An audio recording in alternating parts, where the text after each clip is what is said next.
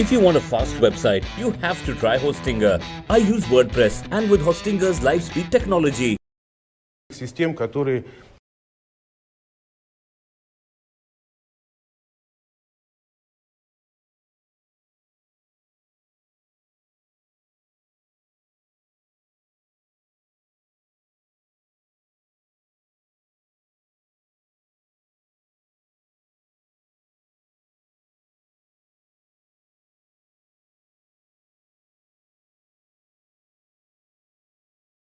запуска аппаратов связи компании OneWeb с российского космодрома «Восточный».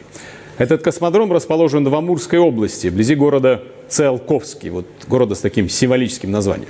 Общая площадь Восточного около 700 квадратных километров. Указ о строительстве Восточного был подписан президентом России Владимиром Путиным в 2007 году.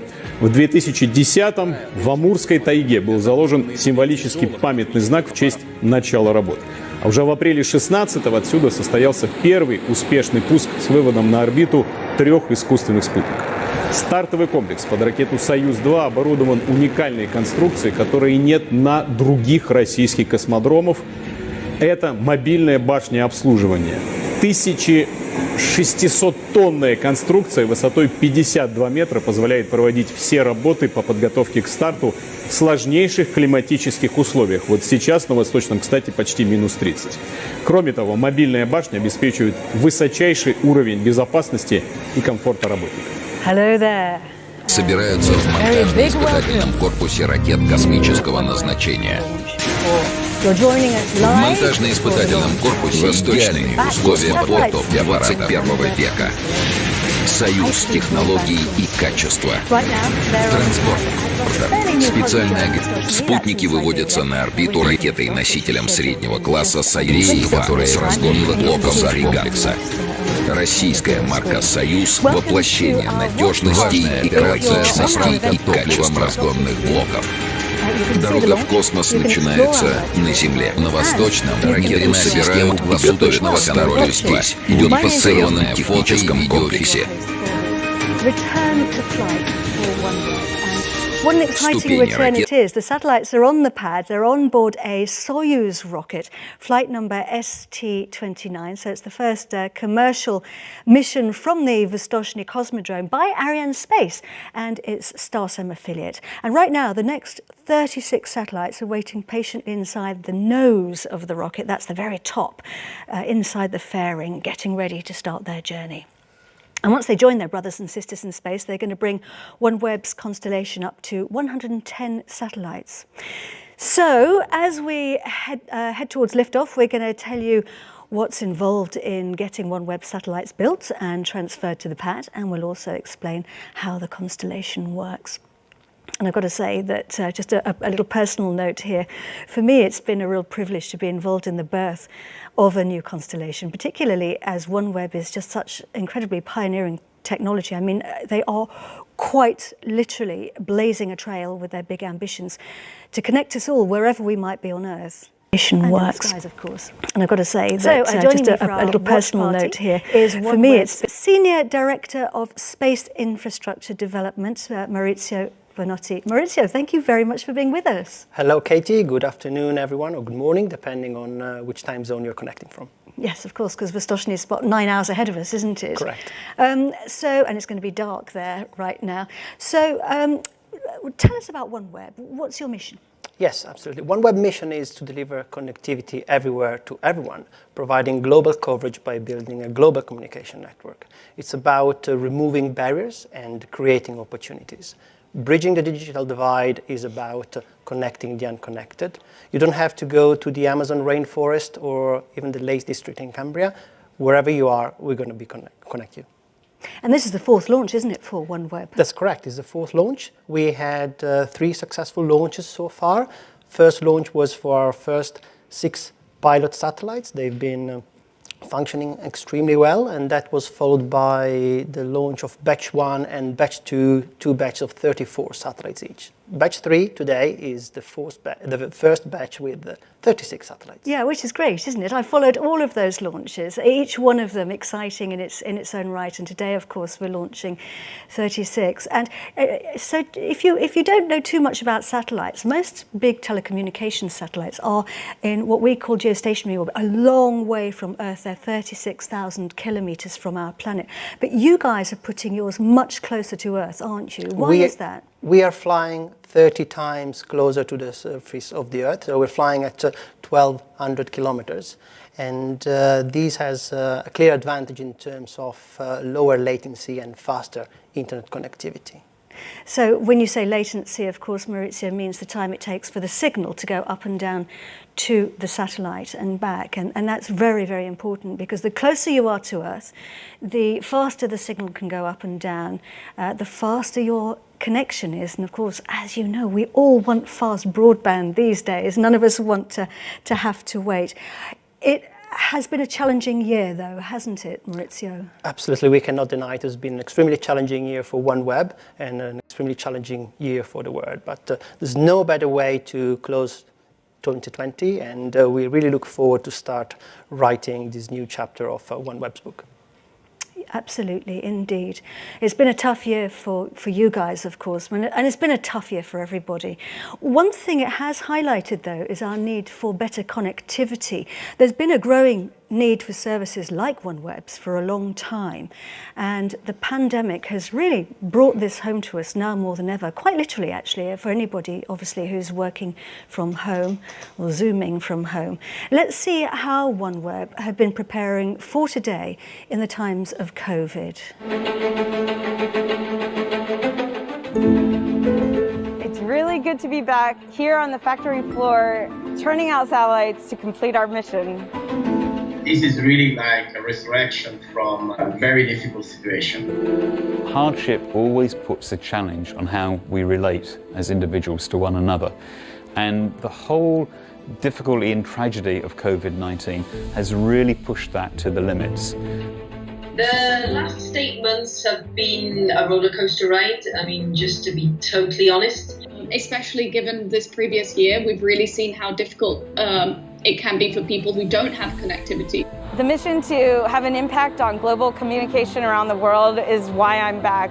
We basically took advantage of that time when we were a little bit lower on output to make sure our processes were more efficient, more effective, to improve on the machine.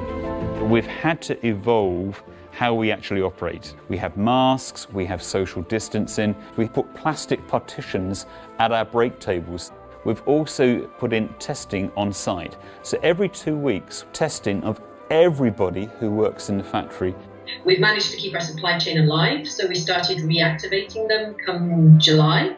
We estimate there's approximately 1,000 people around the world. So we have 30 major suppliers today. That means our teams actually have to cover 11 time zones, and they also have to speak 8 languages natively, and have put a lot of investment themselves into the project in terms of finances, in terms of teams, in terms of innovation. And it's so exciting when we work together. There's no borders. There's triumph in the air, there's pride in the air that we managed to be resilient and to get to the end of the tunnel. The team has done an amazing job, and I'm so proud of all that. So while I'm based in the London office, the satellites that we're testing are actually in Florida. So we have to communicate with the Florida team, who then, once they've finished testing, they send off the satellites.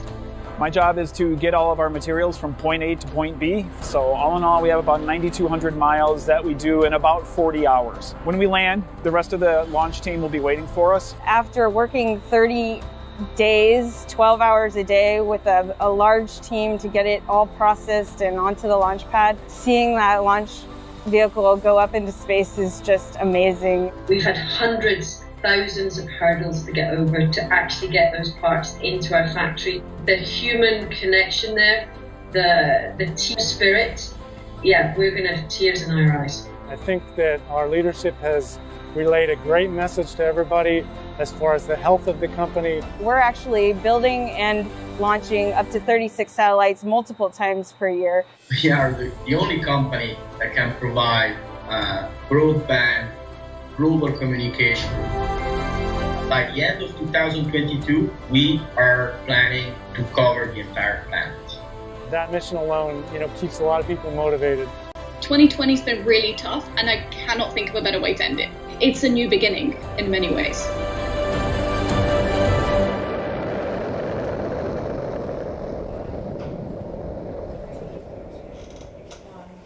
A new beginning indeed, and with all that remarkable team spirit. I can't believe they had to speak 8 languages. You saw the satellites at one stage during that film going off in a big aeroplane, a specially designed aeroplane, especially to carry great big satellites. But what happened once they actually arrived in Vostochny? Well, every launch has something called a launch campaign when the satellites and the rocket are prepared for liftoff. And for anyone who's unfamiliar with a launch, we do have to build a new rocket every time. So today we are flying on board a Soyuz. The parts are manufactured in Russia and sent to the Cosmodrome where the rocket is assembled. And then in the meantime, once the satellites arrive, they have to be tested and connected to the rocket. Usually the teams are on site at the spaceport for several weeks to do that, and sometimes even several months. So I guess everybody gets to know each other pretty well, Maurizio. Very well indeed. They've been spending 1 month together. And the team left the 15th of November, and it took them about 48 hours to arrive to the Cosmodrome. They landed at an airport close to the Chinese border, and then they traveled, 300 kilometers, with the satellites, to the spaceport. Once the satellites have arrived at the spaceport, the usual checks before integration started. What does it really entail is visual inspection, health checks, charging the batteries, and then the satellites are integrated, on the dispenser. And of course, that long journey you talked about is because Vostochny is in Siberia. So I'm guessing that the weather conditions are pretty extreme over there. They are. Weather's been actually pretty benign so far. Temperature averaging between minus 30 centigrade and minus 20 centigrade degrees, but no heavy snowfall so far. What is interesting is that in the trip between the airport and the launch base is about 300 kilometers. That trip took about 6-7 hours. And the reason why is that the crew had to stop every hour, 90 minutes, to check that the generators that keep the satellites warm inside the transport containers, so far working properly. And apparently there is a Siberian tiger reserve in mind, so they actually had to keep an eye on Siberian tigers as well. Oh my goodness, that's remarkable. So they didn't have to stop for a herd. I don't think we say a herd of tigers, do we? But a pack of tigers crossing the road in front of them. Luckily, no strange encounters. But how remarkable to have the privilege of seeing Siberian tigers. This is the 4th launch of OneWeb satellites, as we've said, and of course the 3rd this year. And Arianespace have been in charge of all of those launches. Previously, we launched from Europe's own spaceport. It's called the Guiana Space Center. It's in Amazonia in South America, right on the northeastern coast on the equator. So the weather's very different there, lots of mosquitoes. And the other one we've launched from is Russia's Cosmodrome Baikonur. That's in Kazakhstan, in the steppes of Kazakhstan. Today, we're on the pad at Vostochny, of course, and the Arianespace teams are there, and also in France. The CEO of Arianespace is Stéphane Israel, and Stéphane joins us live from their Paris headquarters. They are in Evry, where Stéphane is heading up today's flight desk. Hi, Stéphane. Are you with us? Great to have you with us. Thank you very much indeed, Stéphane. How are things looking in Paris and Vostochny? So things are looking very well in Vostochny. You know that we are now a few minutes before the launch, and we are here in Paris with a part of the team. We have just behind me the team of Arianespace monitoring the last operations before the launch in close contact with all our colleagues in Vostochny.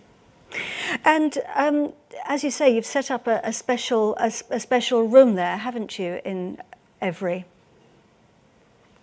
Yes, so it's definitely, yes, we have this special organization in Evry to make sure that we follow all what we have to follow. And what is quite remarkable is that we make the first launch from Vostochny, as you have underlined.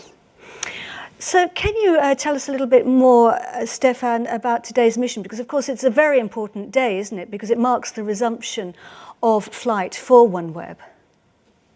Yes, so it is the fourth launch for OneWeb today. We have already delivered one launch from the Guyana Space Center in 2019, then 2 launches from Baikonur at the beginning of this year, and we are now back with OneWeb from Vostochny. It is the first commercial launch from Vostochny, and this mission will embark 36 satellites due to the localization of Vostochny, which is 2 more satellites than what we can embark from Baikonur. And so why did you choose the Vostochny Cosmodrome, Stefan? For the reason that it gives us an additional launch pad. We have already the possibility to launch Soyuz from 2 launch pads, which are the Guyana Space Center and Baikonur. And Vostochny is a brand new cosmodrome, a Russian cosmodrome, which is fully available for Soyuz. And the fact that we have now 3 launch pads to deploy OneWeb will allow us to speed up the deployment and the future launches. So it gives you lots and lots of flexibility, doesn't it, as a launch service provider? And of course, any launch involves a huge amount of people and a huge amount of complex activities. Just tell us a little bit, Stefan, about how you've been able to mount such a big event for today. So for sure, we have all our Russian partners who are responsible for the Soyuz 3-stage, for the Fregat upper stage, our Russian partners who can belong either to industry or to the agency or dear Roscosmos. So this is a part of the team. After, for the campaign, you have the team of the customer or dear customer OneWeb.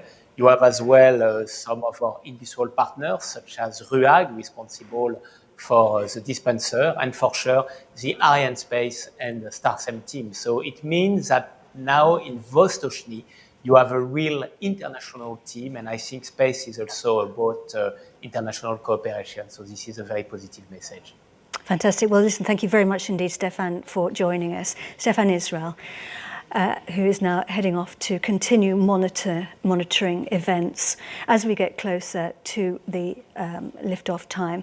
And the Vostochny Cosmodrome opened, I think I'm right in saying about 4 years ago, so it's very bright and shiny and new, a thoroughly modern space facility. Let's take a closer look now.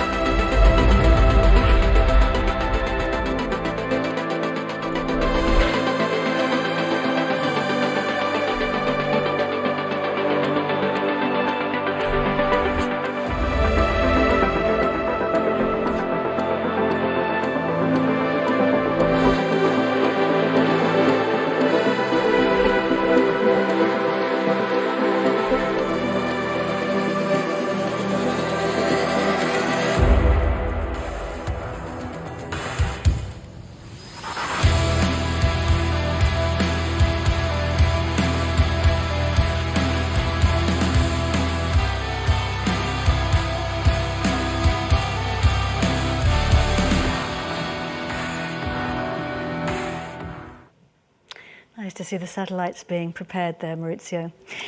We're going to head back to Evry now and to Vincent Baudel, who is the Advanced Studios Director at Arianespace. He's going to help us with any technical questions we have about the rocket. Hi, Vincent. Great to have you with us. Hi, Kitty, and hello, everybody. Hi. Well, what's happening? Well, first of all, let's talk about the rocket. As we've said many times, we're launching on board Soyuz. She's very reliable, isn't she? Yes, the Soyuz launch vehicle, so the famous one, has been introduced in the 60s, and it represents a workhorse of the Russian Soviet space program. So it is a reliable and efficient solution for a full range of missions. It covers an unrivaled heritage, so imagine more than 1,925 launches to date. So, and it has performed almost every type of mission. So, telecom satellites, constellation, of course, but also Earth observation, weather, scientific mission, and also manned spacecraft. So, it is a very flexible launch vehicle, yes. And how are things looking at the moment, Vincent, from your end in the countdown? So 5 hours ago, the State Commission authorized the fueling of the Soyuz with propellant. So operation completed 1 hour ago, approximately. And after that, the mobile gantry, which protects the launcher and the launch pad, was removed. And 10 minutes before liftoff, the Fregat upper stage sent the readiness of the upper composite to the Soyuz. So all key indicators are on green for ground and on board. And so far, final ops are running as expected, yes. And we've got a long journey ahead. We've got lots of satellites to drop off at different locations. It's a complex mission for the Soyuz spacecraft, Soyuz rocket, and it's going to take just under 4 hours. Vincent, do you want to talk us through what's going to happen after liftoff? Yes, so, well, the mission will start with the 4-booster phase, so for a duration of 2 minutes. After their separation, the second stage of the launch vehicle, so-called the central core, will take the reins during less than 3 minutes, and the fairing will be jettisoned. A few seconds before separation of the core stage, the third stage will be ignited, and the central core will be then separated. 9 minutes and 22 seconds after the liftoff, the third stage will be separated from the nose module, and after that, the Fregat upper stage mission will start with the first ignition of the main engine in order to reach the intermediate transfer orbit, so followed by a long ballistic phase.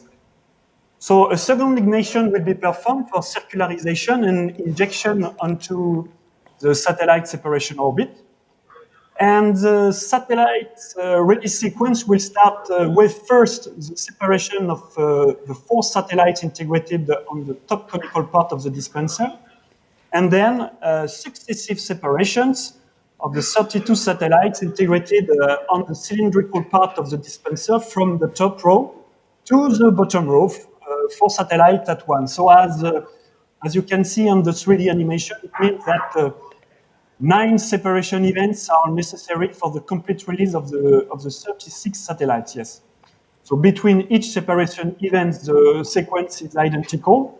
So 19 minutes, which consists in a series of maneuvers. So firstly, a tilting of the nose module, then a boost of the Fregat attitude control system with a very small delta V during few seconds, and then a new tilting of the nose module to the required orientation for spacecraft separation. So the separation itself is ordered by the Fregat upper stage.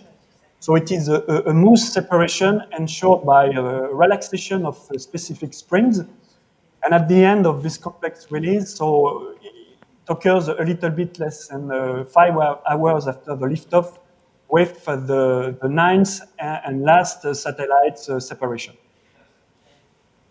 So that's the plan after liftoff, but right now we've got 36 satellites sitting inside our launcher in first class, Maurizio, but I don't think they're drinking champagne just yet, are they? They are not yet drinking champagne, Katie. The satellites are kept nice and cozy inside, the top of the rocket, and the OneWeb launch team is monitoring through the umbilicals the status of the battery.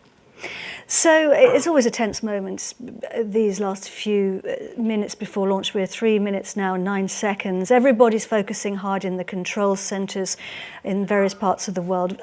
Vincent, just talk us through, very briefly now, some of the events that we're going to see just before launch. So the beginning of the launch vehicle final automatic sequence has been initiated manually at H0 minus 5 minutes approximately, with a turn of key in start position, so an operation called in Kluch na start in Russian. So after that, purging operation are as well ongoing, and on Fregat, the transfer has been done to the onboard power supply. So now we are 2 minutes and 25 seconds before liftoff. So the umbilical connector are separated, and in the meantime, perform pressurization of the Soyuz 3-stage tanks. After 45 seconds before liftoff, the Soyuz 3-stage, there will be the transfer to the onboard power. And after, there will be the beginning of the ignition sequence. So it is a progressive increasing of the thrust level. So the ignition will occur 16 seconds before liftoff. First with preliminary thrust level at 11 seconds before liftoff. Then an intermediate thrust level, so 4 seconds before liftoff. And finally, at liftoff time, the full thrust level.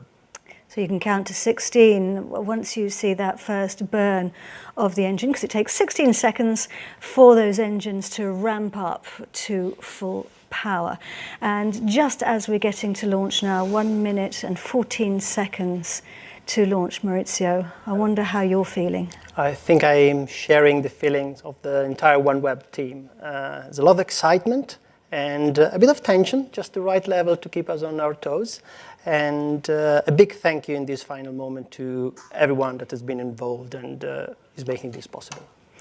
Absolutely. And we are now 49 seconds to the scheduled liftoff time. We're looking there. We can see the pictures of the launcher on the pad. It's dark, of course, so we're not seeing it very clearly. But let's close the mics down now and watch the launch.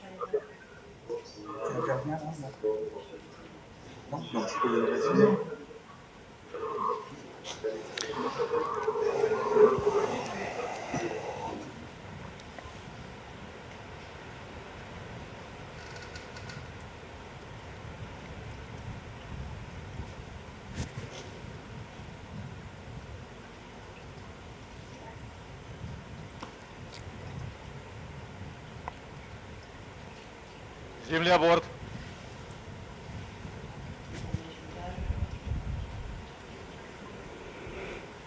Есть переход блока И на бортовое питание 30-й. Есть отрыв. Есть мачта 30-й. Отрыв. Есть отрыв холодный пневмоколодок блока И 70-й.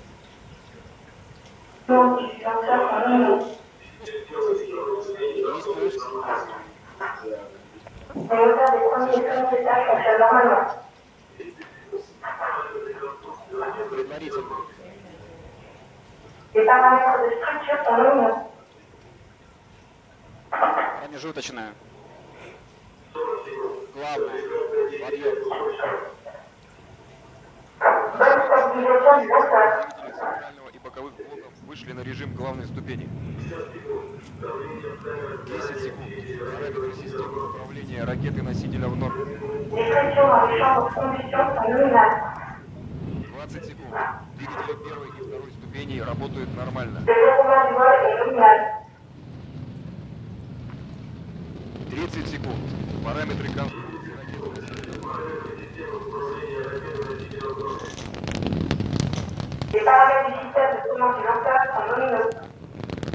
40 секунд.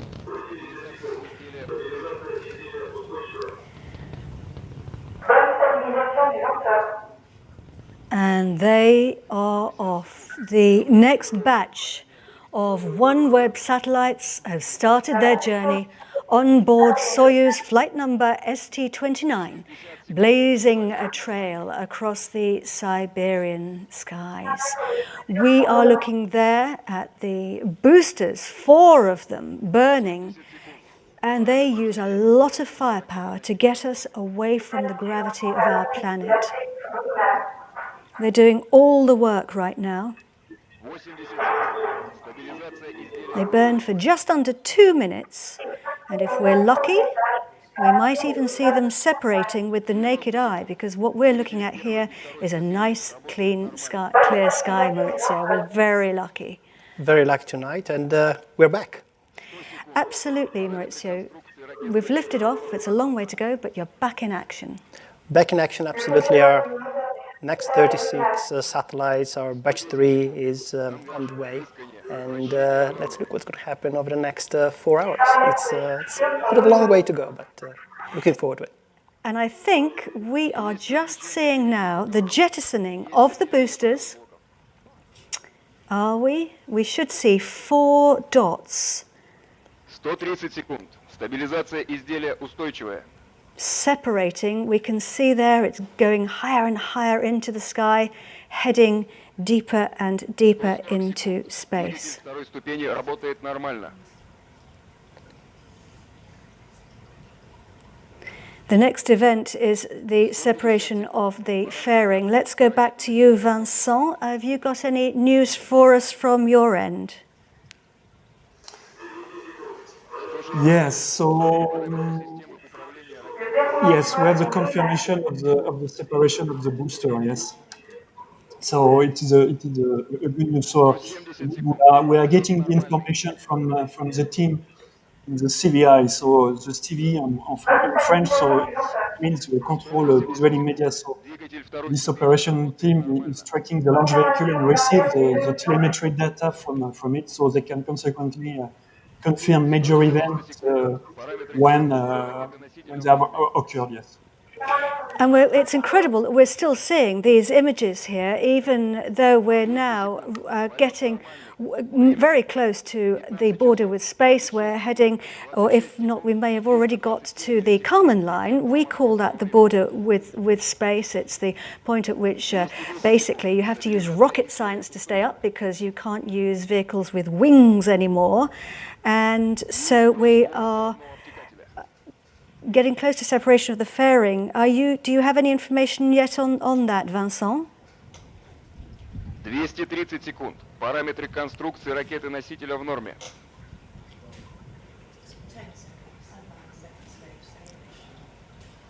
«240 секунд. Тангаж, рыскание, вращение в норме». So we're still seeing those beautiful images there, quite remarkable. And we are scheduled to have lost our fairing, I think, by now, but we'll be waiting for Vincent to get those confirmations. And we're getting confirmation here that second stage is working. Nominally, we're burning the second stage right now because we've had the separations. So confirm the separation of the second stage and of the fairing, so ignition of the third stage as well. Yes. So OneWeb's going to give us fast internet from space. Let's take a little look now and see how the system is going to work. Since the beginning, the World Wide Web has never been worldwide.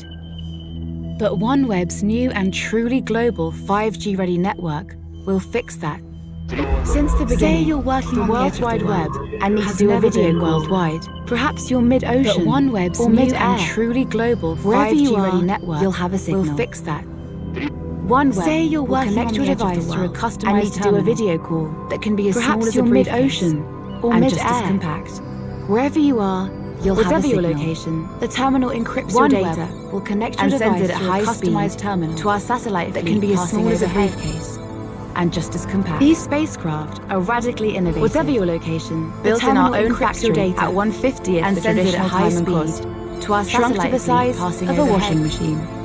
Yet engineered to deliver powerful. Are radically innovative. Built in our own factory at 1/50th the traditional time and cost, and soon shrunk to the size of a washing spectrum rights, yet engineered to deliver truly worldwide coverage. Month by month, we're growing our satellite fleet, the revolutionary part, and soon we'll have the fleet will be in low spectrum rights, but the network 30 times closer to truly worldwide coverage. This gives you a stable and real-time connection with no interruption. The fleet will be in low Earth orbit lag, 30 times closer to Earth than geostationary satellites. Always keeps moving. This gives you a stable and a constellation connection that creates no interruption coverage or annoying lag. Each satellite uses a set of beams. What's more, to cover an area, our fleet always keeps moving, orbiting in a constellation design that creates seamless coverage. Path and pattern. Each satellite always uses a set of beams so we can cover an online from even the trickiest locations. Terrain is no obstacles that geo-satellite broadband simply can't deliver. Our fleet can always find your signal. We maintain high-grade system resilience from even the trickiest locations using state-of-the-art ops with look angles that geo-satellite broadband simply can't deliver. Powerful scalability and control. We maintain high-grade system resilience. We can remove satellites at the end using state-of-the-art ops concepts so that the only trace we'll leave in cloud architecture gives us powerful scalability and control. Now back to that video call. For example, we can remove satellites at the end of their service nearest satellite network. So that the only trace we'll leave in space is on your screen via one of our point of presence gateways. Now positioned at secure locations, trusted by beam your data back down to Earth. It re-enters our nearest satellite network portal.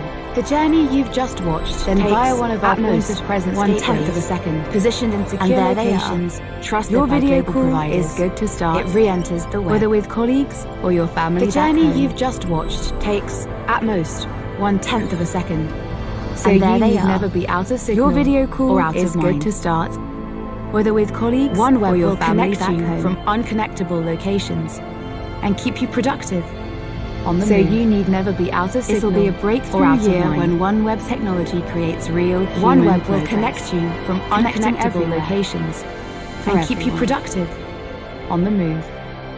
This will be a breakthrough year when OneWeb technology creates real human don't forget that this is exciting today. We're launching, but while we're launching, we have the factory in Florida with the OneWeb satellites. We're carrying on building and manufacturing, and don't forget that this is exciting today. And don't also forget that while we're launching our ground, we have the factory in Florida. So that is fundamental pieces you've seen. We're carrying on building and manufacturing our satellites, assembling them for the next batch.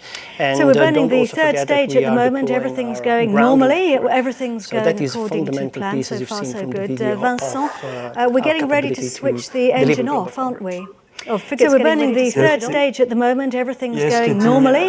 Everything's going according to. Fregat is getting ready. We're getting to main engine. Fregat is getting ready to switch on. It's called the main engine. So the first 5 seconds. So it's giving a phase during 50 of acceleration. So to push the fluids back in the tank. So it is like when you accelerate in the car when you get pinned back against the seat.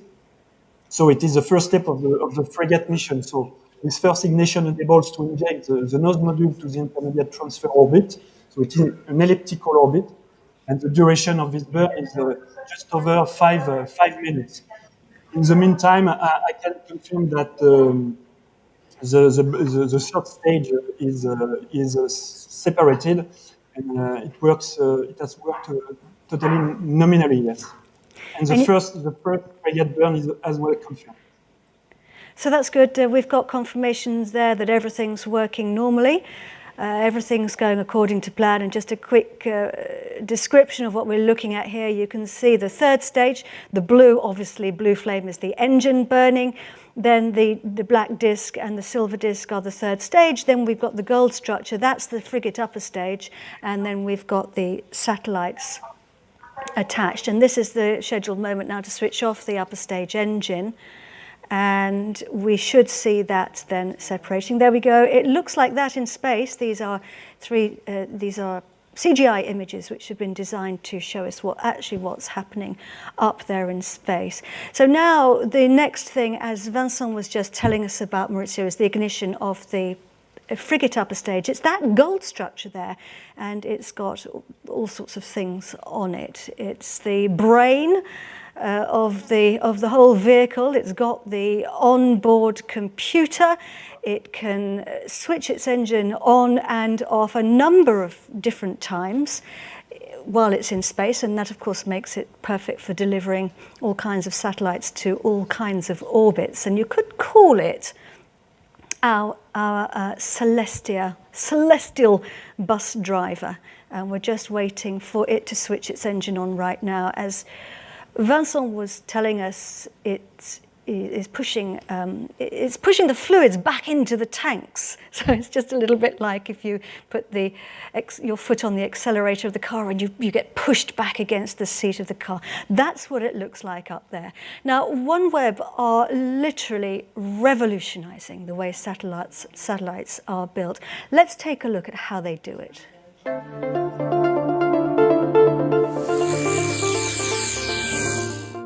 The year was 1908. And the automobile was the prestige product of the age. Designed by brilliant engineers with names like Daimler and Benz, they were built one at a time by skilled craftsmen and sold in small numbers to the very wealthy. In that year of 1908, it all changed, because that was the year when the first Model T rolled off Henry Ford's assembly line. The car cost $23,000 of today's dollars, and the price fell every year until a decade later, Model Ts made up half of all cars in America. Ford conquered the market by making cars simpler and more standard, and by creating that famous assembly line to produce them in large numbers with consistent quality. Today, that same revolution is coming to a product that is literally out of this world. For decades, skilled engineers and technicians have been building satellites designed for unique missions and making them one at a time. They have delivered 1 or 2 dozen per year, each with a high price tag, and each designed to operate for decades in high orbit around Earth. But the business of space is changing as companies begin putting dozens or hundreds or thousands of satellites in orbit.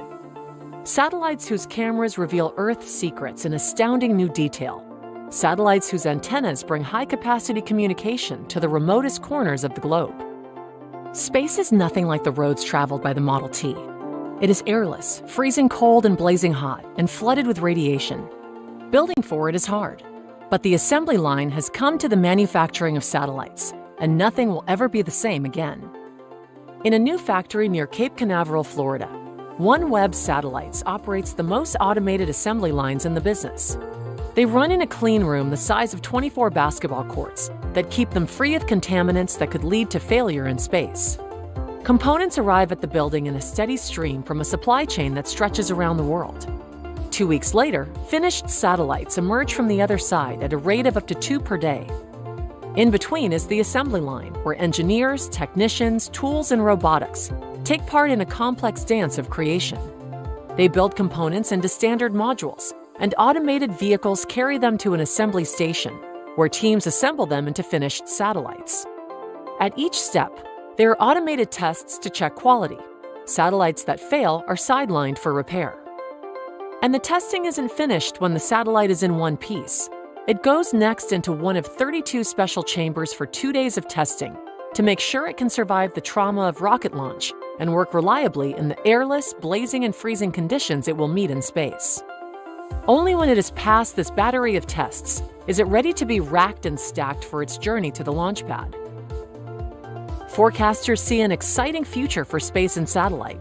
Step by step, we are laying the foundations of a $1 trillion space economy, reaching from the Earth to the Moon and Mars. And with each step, life on Earth gets better. Fewer lives are lost to disaster, disease, and poverty. More food reaches the hungriest thanks to data from space. More people connect to broadband by satellite. And new industries begin putting the limitless resources of space to work for everyone. Rocket launches are thrilling, and rocket landings are a marvel. But it is on the humble assembly line that the future is taking shape every day. Space and satellite, the world's invisible, indispensable technologies. Brought to you by Space and Satellite Professionals International, with the support of OneWeb Satellites. Additional support provided by AVL Technologies. It's so exciting, isn't it? It's a new era in space. It's a new chapter. And of course, OneWeb's leading the way. Yes, absolutely. And the analogy with the car manufacturing is spot on. And we're really changing, the paradigm of manufacturing satellites. Yeah, really, quite literally, and changing how satellites are built and how people think about the manufacturing of satellites. So the Fregat upper stage is working normally. We know that we're burning the end of the Fregat upper and coming towards the end of the burn of the Fregat upper stage. And we're coming to the next phase, which is when it's going to switch off its engine, which will take us into really the next phase of the flight, as it were. So we will await for confirmation of that. But just to explain, ballistics, a ballistic phase, as we call it, actually means travelling without the engine, and we can see there that's what it looks like. It switched the scheduled time for it to switch its engine off. So we're coasting without the engine. But Vincent, this really, as I said, it's the next phase, isn't it, of the journey? Yes, this is the next phase. So the Fregat engine works nominally, so it is a good confirmation. So we enter now a ballistic phase. So we're traveling high enough and fast enough to cruise without the engine. So during this phase, we optimize the orientation of the launch vehicle in order to ensure the best condition for Fregat, but also for the 36 satellites. So this ballistic phase is done with, I would say, a barbecue mode during 45 minutes. So that is to say, a rotation of the nose module around its longitudinal axis. So it is a ballistic phase with a duration of 57 minutes. And after this ballistic phase, there will be a second ignition of the Fregat main engine to circularize the orbit and inject the nose module into the satellite separation orbit. I love the technical terms in space, the barbecue phase, which actually does what it says on the tin, because the upper stage, as you could see there, sometimes when you look at it, you actually see it rotating. So it is rotating as if on a spit. Of course, it's incredibly hot when you're facing the sun and incredibly cold when you're away from the sun. So you need to have that constant rotation just to keep the temperatures nice and even. We lifted off from the pad at 12:26. Today, that's 12:26 in London, and it was a really sensational launch, wasn't it? It was beautiful. Now, let's hope that we can have another look at it and replay that beautiful launch that we saw.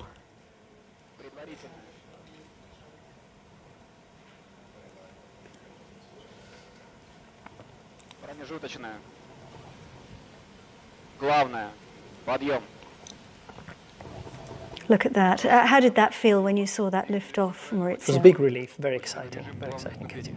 It's always good to get off the pad, isn't it? And we were actually incredibly lucky because we had very clear skies here at the Vostochny Cosmodrome. So it's obviously been a crisp day today.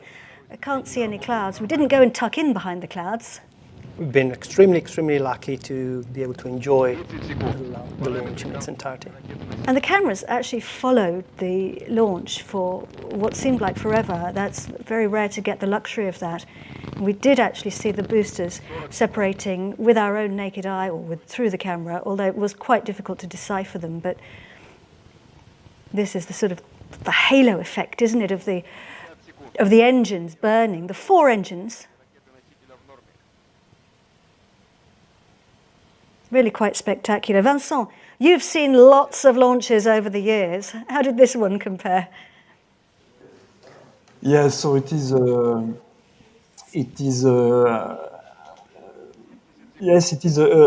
fantastic event. You know, when you look at sort of launches from Kourou and from Baikonur. So it is each time it is a new story which starts. Yes. And of course, that was 20 or so minutes ago. But right now, our satellites are hurtling through space, riding bareback on board what remains of the launcher, the upper stage, attached to their special dispenser on board the Fregat upper stage. It looks like they're going quite slowly, but actually, We haven't talked about speeds yet, have we, Maurizio? But they're probably travelling around about 8 kilometres per second now, but they will have got up to about 9 kilometres per second. It's incredible. Can you describe what we're looking at here? Yes, absolutely. So we are looking at our 36 satellites stacked on a dispenser, and here we actually can see how the satellites will look like after they separated from the Fregat and the dispenser. We are looking at a trapezoidal pyramid with a truncated top. This is the way to optimize the accommodation inside the rocket fairing, so we can maximize the volume usage. After separation, the satellites will deploy their wings, and this is when actually they start to fly. So they're launched, switched off. So once they separate and disconnect the umbilicals, they come alive, and the automatic sequence begins, and the solar panels deploy. The solar panels will start generating power to keep the satellite electronics alive and to recharge the batteries. And what we can see in the picture here are the most important part of the satellite. So we can see the two dishes that are in charge for connecting the satellite with the gateway stations. And in front of us, you can see the deck of cards fanned out, which is the antenna responsible for the communication with the user terminals. And once the satellites are, well, right now Fregat is going through a precise set of manoeuvres when it gets to the point of separating the satellites. That's going to happen in a little while, isn't it? But how does this actually work? How does the separation actually work? The separation is a very, very gentle dance. So you mentioned, Katie, that we are traveling at kilometers per second, but everything now is going to happen extremely smoothly. So the relative speed, the relative velocity is going to be extremely, extremely slow. So the satellites are attached to the dispenser through mechanical bolts that will be disconnected through a bit of pyrotechnic device. So we have a bit of pyrotechnic device that's called a frangibolt, and once it's actioned, it's going to release the satellite, and the springs will gently push the satellites away. This is when the umbilicals will disconnect and when the satellites will come live. We've seen we're flying 36 satellites today, and they will be deployed through 5 different separation events. Also important to remember is that each time we go through a separation, the overall Fregat with the satellites that remain attached is going to become a bit lighter. And the Fregat is a very, very smart, intelligent school bus, but has only one gear, so only one thrust level. So what's going to happen is that in between each separation, the Fregat is going to fire its engines for a little less time. I like the idea that it's very clever, but it's only got one gear. And once the satellites have been released, the teams at the control center on the ground will be taking on the job of checking them and actually flying their babies, operating them effectively. And we release them at 450 kilometers above Earth, but they actually have to travel to their final orbit on their own, don't they? They have to go a little bit of a distance. What's going to happen? So we are in what is called the LEOP phase, the launch and early operation phase. The satellites will be released at 450 kilometers above our heads, and their final destination is 1,200 kilometers. So we have about 750 kilometers to cover. So at the end of the LEOP phase, the electric orbit raising phase is going to start. This is going to take us about 3 months, more or less. And you cannot drive straight in space. You have to spiral up. And this is what's going to happen, after the satellite has been fully checked and ready to be moved for into the final destination. And so how are we going to know what's going on in space? Well, we actually track the rocket using a network of ground stations as she flies over, and we call this telemetry. But the satellite also sends a signal they send signals to their ground stations once they're released, and we call this acquisition of signals. So, Maurizio, when are you expecting for your babies to call home? We are targeting first acquisition within 2 hours after liftoff, and targeting to acquire all the 36 satellites within 5 hours after liftoff. And this is going to be done through a network, an array of antennas. We have 2 television and telecommand stations, locations in Canada, at Inuvik and in Svalbard in Europe. And they are responsible for connecting the satellites with our satellite operations center. So no doubt they'll be concentrating very hard when they get to that stage. Vincent, let's go back to you. Once the satellites are all delivered, it's not quite finished, is it, for the Arianespace teams? Yes, absolutely, Katie. So after the last satellite separation, so the mission of the launcher, and particularly the Fregat mission, will continue for a little more than 1 hour. So first, a new coast phase of 1 hour duration, and then a third ignition of the Fregat main engine during 30 seconds for deorbiting and re-entry. So Fregat is then partly burnt up in the atmosphere during its re-entry with a drop zone located in the North Pacific. So it is a very long day for teams involved in Vostochny and Moscow, yes. So thank you, yes, to those teams. They're going to have a long night all day ahead of them. But for now, our next 36 satellites are on their way to their destinations in space. We're going to close our program now, but Maurizio, a final thought from you. It's a fantastic moment for us to be back. It's been a peculiar year for everyone, and this is the best way for closing the year. Absolutely. Looking forward to the next phases of the mission.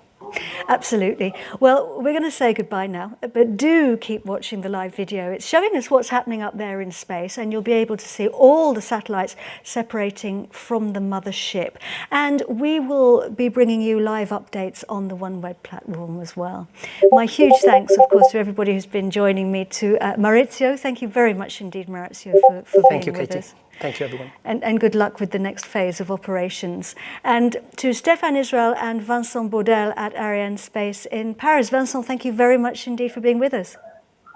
Thank you, Katie, and bye-bye, everybody. Yes. Our best wishes now to everyone who's been involved in the next phase, going to be involved in the next phase of the operations. And our thanks to you. It's been such a pleasure having you along with us for this journey. Do keep watching. I know we will be.